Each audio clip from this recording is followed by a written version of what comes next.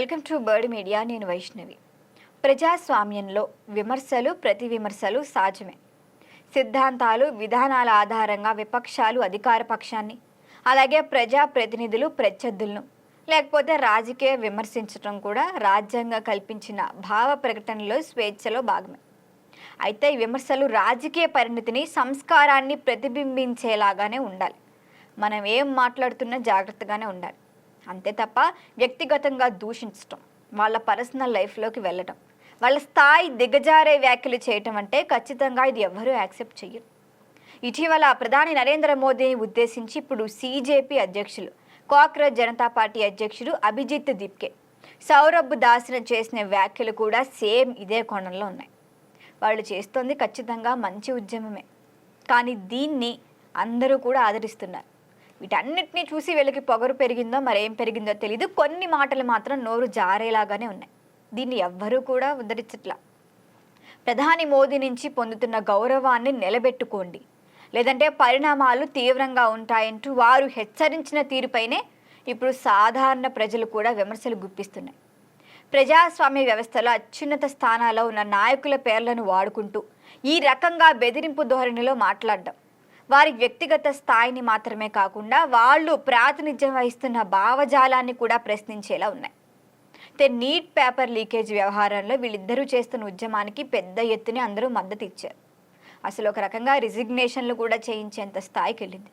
వీటన్నిటి వల్ల కూడా వీళ్ళిద్దరికీ మంచి ఫామ్ ఏర్పడింది. అందరూ కూడా వీళ్ళు చేసే ఉద్యమాన్ని గౌరవిస్తున్నారు.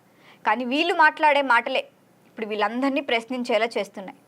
మరి గతంలో చూస్తే గనక రాజకీయాల్లో తీవ్రంగా విభేదాలు ఉండేవి, కానీ నాయకులు మాట్లాడే భాషలో ఒక గౌరవం, నియంత్రణ కనిపించేది.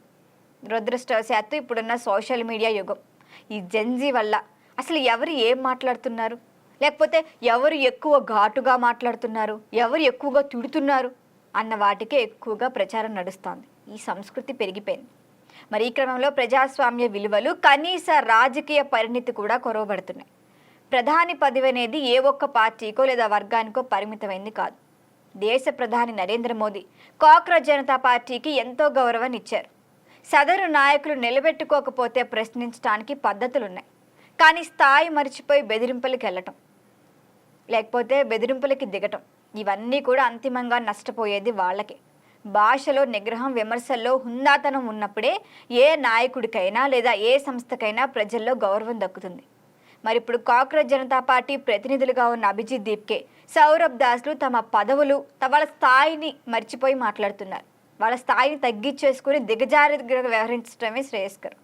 వ్యక్తులను లక్ష్యంగా చేసుకుని చేసే ఇటువంటి చౌకబారు విమర్శలు, హెచ్చరికల వెల్లువలకు స్వస్తి చెప్పినప్పుడే ఆరోగ్యకరమైన రాజకీయ వాతావరణం సాధ్యమవుతోంది. అసలు ఈ హెచ్చరికలు వీళ్ళంతా ఏదైనా పార్టీని చూసుకుని చేస్తున్నారా, లేకపోతే వీళ్ళకి సొంతంగా వచ్చిన మాటలా అని దానిపైన అయితే డిస్కషన్ నడుస్తాను.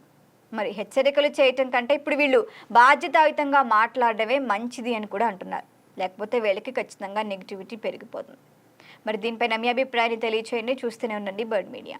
ఈ వీడియో మీకు నచ్చినట్లయితే లైక్ చేయండి, షేర్ చేయండి, సబ్స్క్రైబ్ చేయండి. మరిన్ని అప్డేట్ల కోసం మా వాట్సాప్ ఛానల్ను ఫాలో చేయండి.